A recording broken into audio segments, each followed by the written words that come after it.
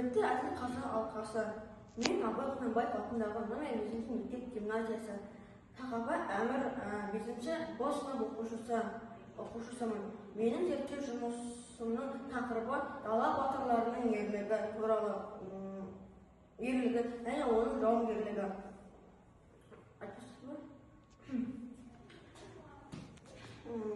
Қазақ халқының тарихы өте бай және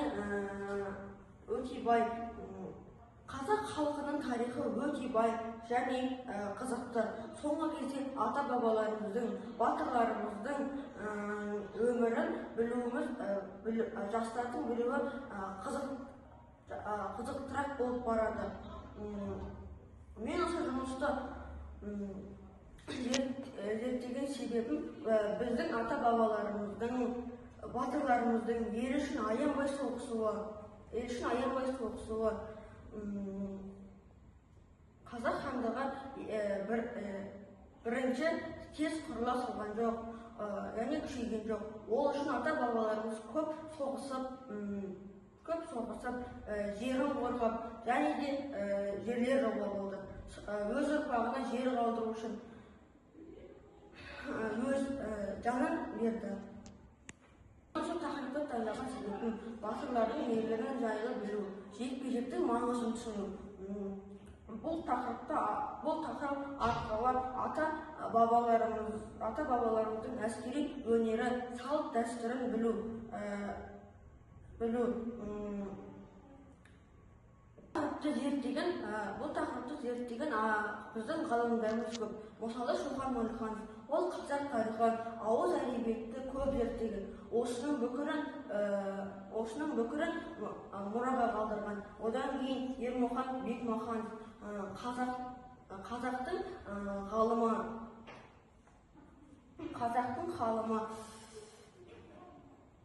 Қазіргі кезде бұл тақырып зерттеліп келеді. Қазақстан тәуелсіздік алғалы бері бұл тақырыпты адамдар басқа көзқараспен қарай бастады.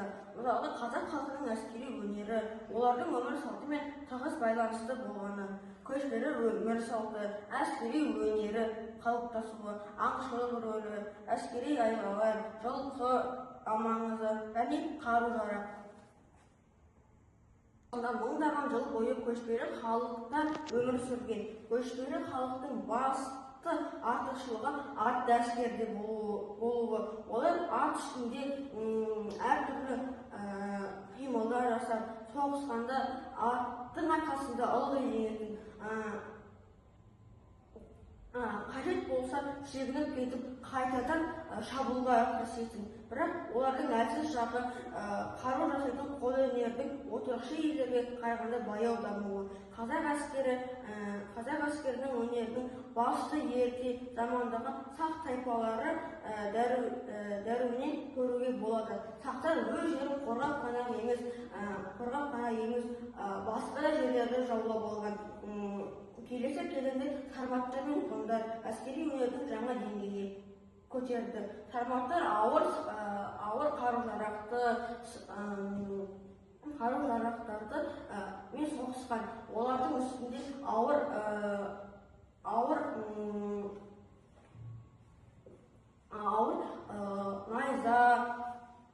найза ілінген.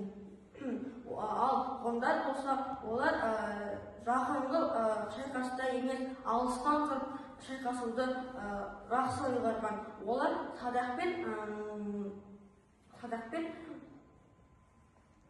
садақпен соғысуы өте жақсы тәсілде ойлаймын. Ғұндардың садақпен атысуы олардың ең күшті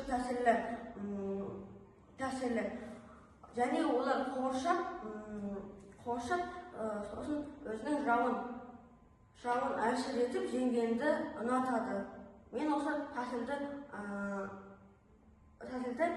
жақсы тәсіл деп ойлаймын. Ата-бабамыз соғыстар алу кезінде жекпе-жек сияқты дәстүрлер болған. Жекпе-жек дегеніміз ол екі жақтағы әскерлерден екі батыр шығып бір-бірімен айқасады. Ол екеуінен кім ұтса, сол өзінің және өзінің әскерінің рухын көтереді. Жекпе-жек ол екі адамның жеке шайқасы. Жекпе-жекте екі адамның айқасы. Халық арасында кең таралған ер қаруы, бес қару деген сөз осы шабуыл қарулардың қатысты айтылады. Мұндағы ер сөзі жай ер емес, ол әскер, батыр, жауынгер деген мағынаны білдіреді. Сондықтан ер қаруы тек соғысқа қатысқанда батыр қолданатын қару деген ұғым. Бес қаруға жататын қарулардың аты қалаш, садақ, найза, айбалта және шоқпар. Садақтың көмегімен адамдар алыстан тұрып соғыса алады, ал қылышпен кесуге болады.